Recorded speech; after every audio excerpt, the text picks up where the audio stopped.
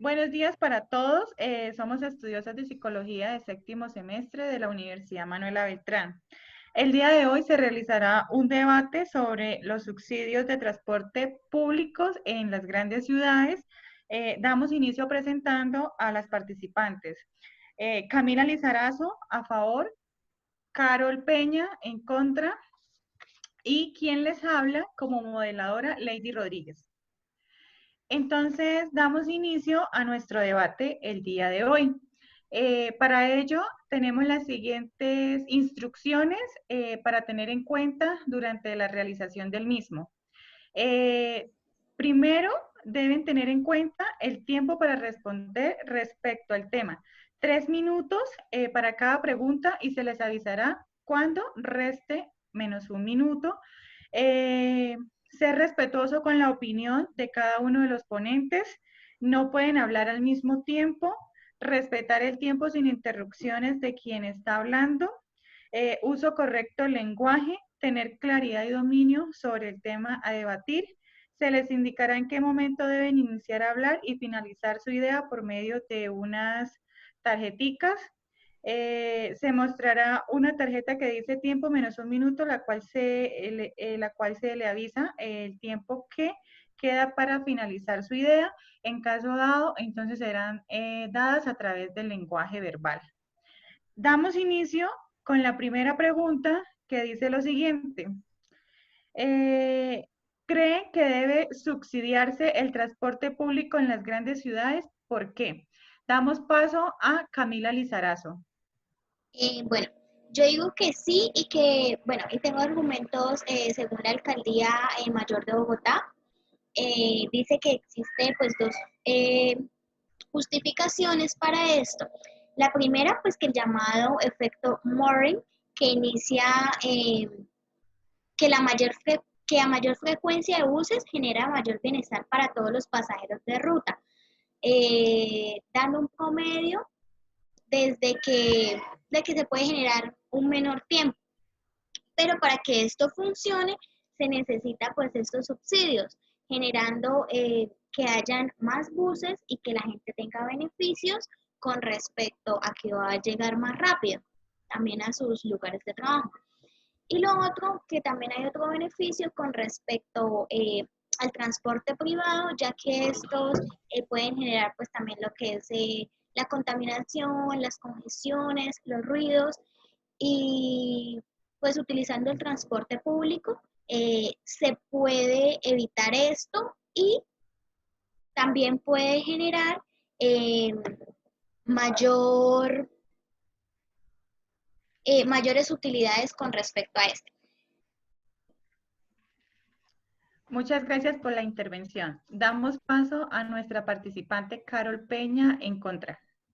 Bueno, yo considero que no debe hacerse porque antes de promover un plan de desarrollo pues, que permita el uso transparente de estos subsidios de transporte, es importante pues, evitar esas desigualdades y obviamente el incremento del déficit en cuanto al fondo sostenible pues, al sistema que está, presente, pues, que está prestando este servicio, ¿sí?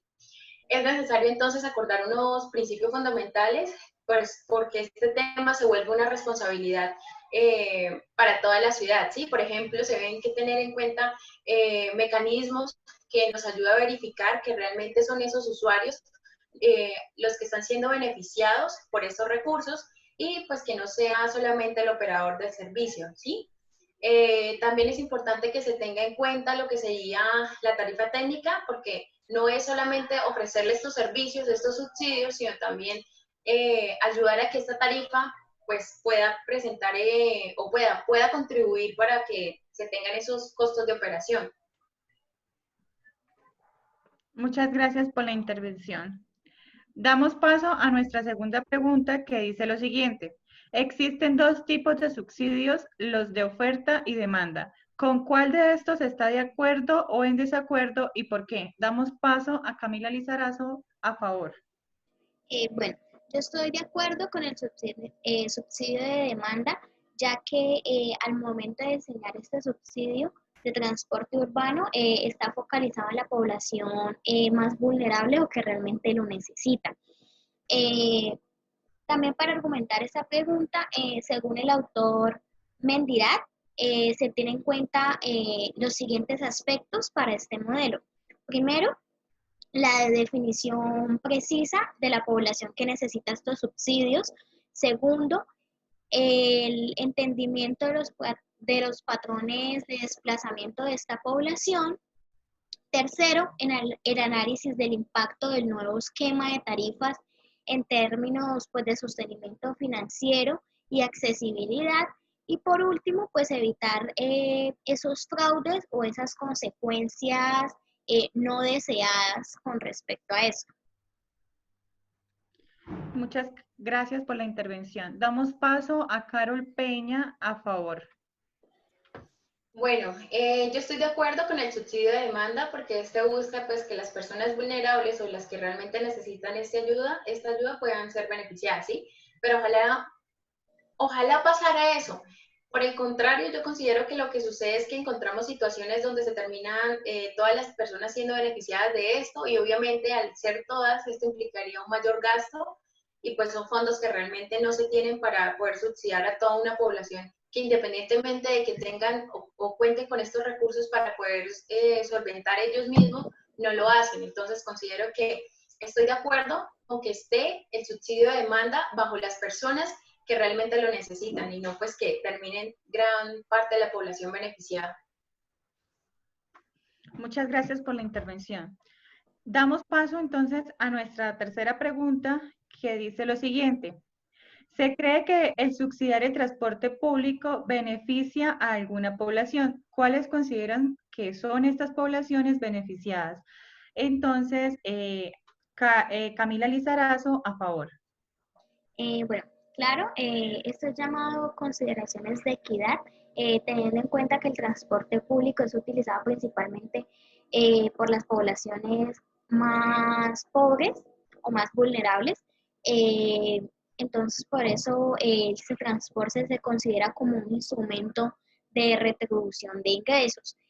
Otra población que también puede ser eh, o bueno, que también le puede servir con respecto a estos subsidios son los estudiantes, obviamente los que los necesitan, los vulnerables, y los adultos mayores, quienes también van a necesitar de esto.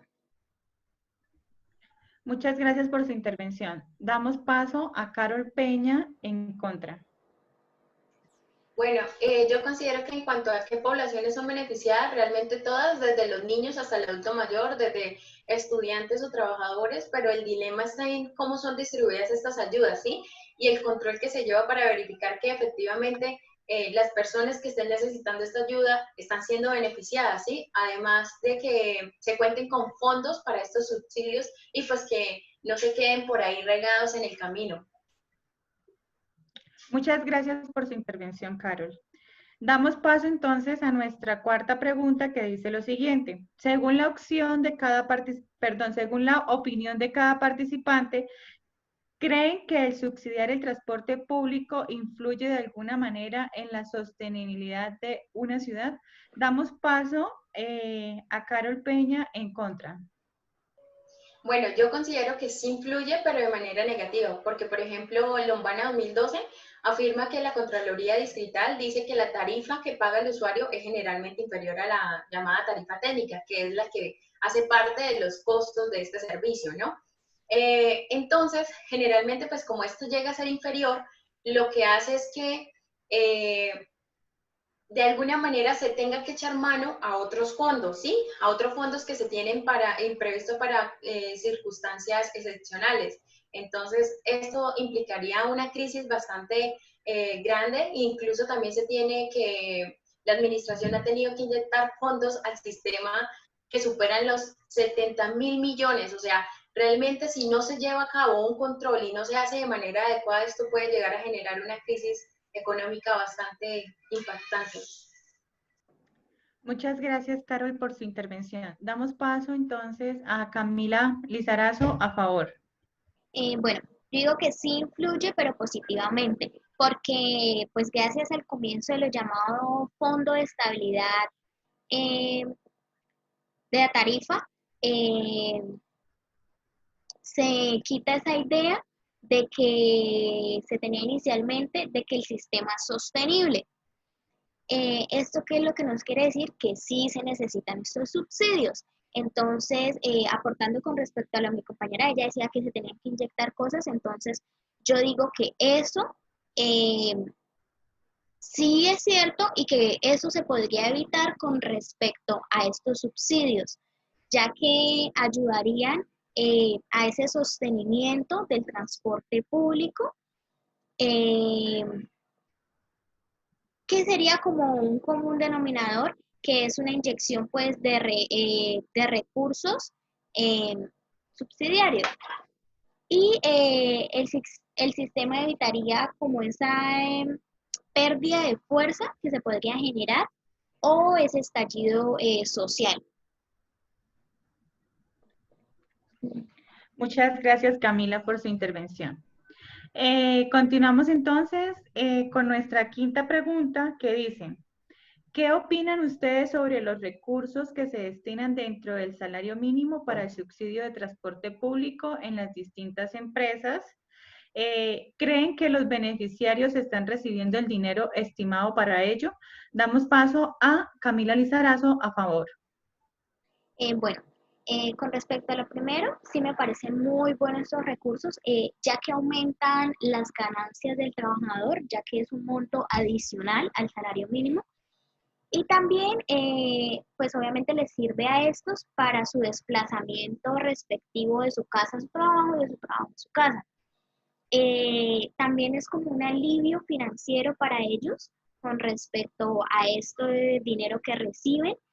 Y con respecto a la segunda pregunta, creo que sí, todos están siendo beneficiarios y que es importante tener en cuenta que es una población que lo necesita. Entonces, me parece que sí es algo muy favorable y muy bueno. Muchas gracias, Camila. Damos paso entonces a nuestra participante Carol Peña en contra. Bueno, yo digo que no. La verdad considero que muchos de los trabajadores desconocen de todos los beneficios con los que cuentan y pues ante esto algunas empresas buscan beneficio quedándose con cierto porcentaje de ese dinero y invirtiéndolo pues en otros fondos, ¿sí?